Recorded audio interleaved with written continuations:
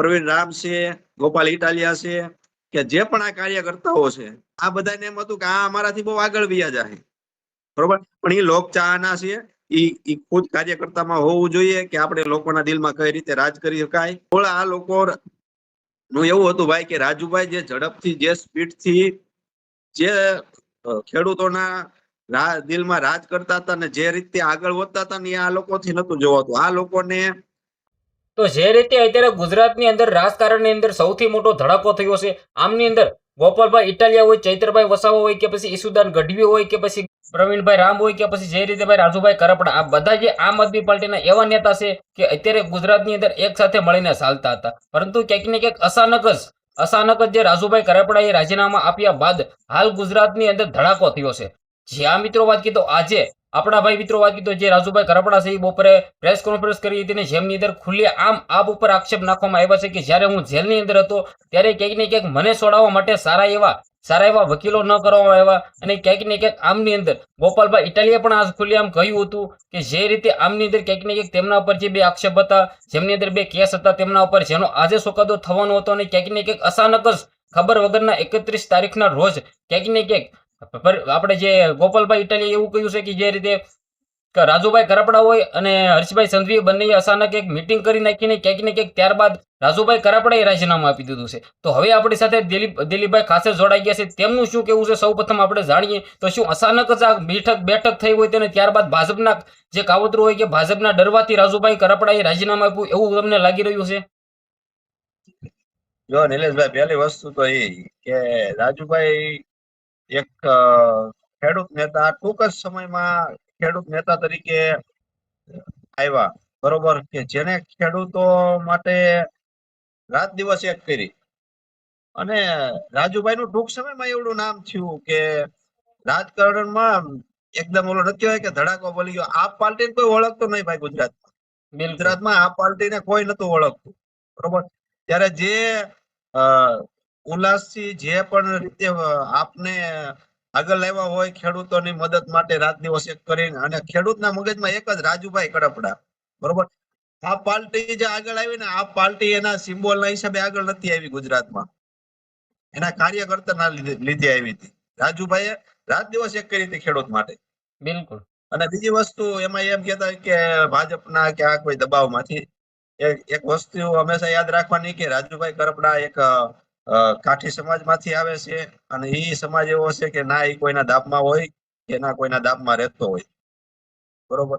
એટલે કોઈ પણ એની આપવીતી એને ખબર પડી ગઈ કે હું જે પાર્ટી માટે આટલી મહેનત કરી રાત દિવસ આગળ લાવવા માટે, એ પાર્ટીએ જ્યારે મારે જરૂર હતી ત્યારે એ ક્યાંય દોડી નહીં, અને પોતાના સ્વાર્થ એમની જ પાર્ટીના લોકો પોતાના સ્વાર્થ સારું થઈને અને રાજુભાઈ કરપડાને એમના હેરાન થાય જેલમાં એ રીતે છોડી દીધા. સાથી રીતનું આપ્યો એટલે રાજુભાઈ ને આપવીતી એટલી થઈ ગઈ ભાઈ. હા, તો તમને લાગે છે કે રાજુભાઈ કરપડા અને હર્ષભાઈ સંઘવીએ સામસોરીથી એક બેઠક ગાંધીનગરની અંદર કરી નાખી હોય, એમની અંદર ત્યારબાદ રાજુભાઈ કરપડાએ રાજીનામું આપ્યું હોય? ના ના ના ના ભાઈ, આ બધી હવે હે ને આજે ખોટા આરોપો છે, બરોબર. પોતાની ઉપર કઈ આવે, આ લોકોની ઉપર બધા ઉપર પોતા ઉપર કાંક આવ્યું તેના માથે નીકળવા માટે કાંક તો આક્ષેપો કરવા. ગોપાલભાઈ ઇટાલિયાને વિસાવદરમાં કોઈ નતું ઓળખતું. ગોપાલભાઈ ઇટાલિયા વિસાવદરમાં સુટાણાને કોઈ નતું ઓળખતું. ગોપાલભાઈ ઇટાલિયાને વિસાવદરમાં જો સુટા હોય ને તો એ રાજુભાઈના પ્રતાપે છે. ત્યાંના ક્ષત્રિય સમાજ ના લોકોને રાજુભાઈ મળ્યા, અને વિસાવદરના ક્ષત્રિય સમાજના લોકો રાજુભાઈના હિસાબે ખૂબ દોડી, અને એ રાજુભાઈની મહેનતે ગોપાલભાઈ ઇટાલિયા ત્યાં છૂટ્યા હોય તો. બિલકુલ. જ્યારે રાજુભાઈ કરપડા જેલની અંદર હતા ત્યારે તમે સવાલ પણ ઉઠાવ્યો હતો કે ક્યાં ગયા છે બધા જે આસપાસ રહેતા હતા ખેડૂત મિત્રોએ પણ સાથે મળીને ક્યાંક ને ક્યાંક રાજુભાઈને છોડાવવા માટે મદદ કરવું જોઈએ, અને આ પાર્ટીને પણ ક્યાંક ને ક્યાંક મેદાનમાં આવવું જોઈએ. તમે સવાલ ઉઠાવ્યો હતો, મેં વિડીયો પણ જોયો હતો. ત્યારે આમાં એવું છે ભાઈ, જો ખેડૂતોના દિલમાં તો રાજુભાઈ રાજ કરતા હતા. ખેડૂતોએ સવાલો કર્યા હોય, આ કાર્યકર્તાઓને બધાને સવાલ કર્યા કે રાજુભાઈ ને છોડાવવા માટે એને મળ્યા હોય. ખેડૂતો તો શું કરી શકે, એ લોકોને મળે, પણ એ લોકોએ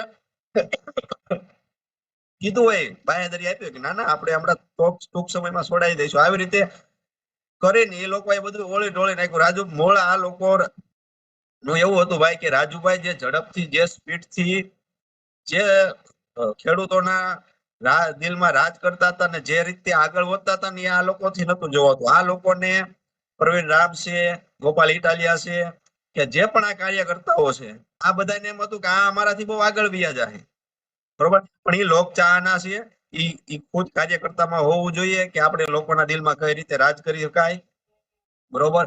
એ આ લોકોનામાં કોઈનામાં કઈ છે નહીં, બરોબર. એટલે રાજુભાઈ આગળ વધતા એ આનાથી નતું જોવાતું, અને એને એક મુદ્દો મળી ગયો કે હવે રાજુભાઈ આ રીતે હલવાઈ ગયા છે. આટલો ટાઈમ, આ જેમ જાજો ટાઈમ રહી છે એમ આપણા માટે ફાયદો છે. એટલે એક રાજુભાઈ ને પાછળ એક ચડિયંત્ર રમાતું હતું ભાઈ આ બધું. બિલકુલ. રાજુભાઈ કરપડા જે રીતે જેલમાં હતા ને ત્યારબાદ ગોપાલભાઈ ઇટાલિયા એવું કહેતા હતા, ચૈત્ર વસાવા કહેતા હતા કે અમે મળવા જઈ રહ્યા છીએ, ને રાજુભાઈ કરપડાએ તો એવું કહ્યું કે મને કોઈ પણ મળવા આવ્યા નથી. 100% રાજુભાઈ કહેતા હોય તો સાચું જ હોય ને.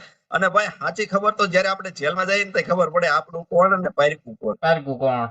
ત્યારે જે સપોર્ટમાં આવીને ઉભા રહે ને એ સાસા દિલથી સપોર્ટ કરવા વાળા.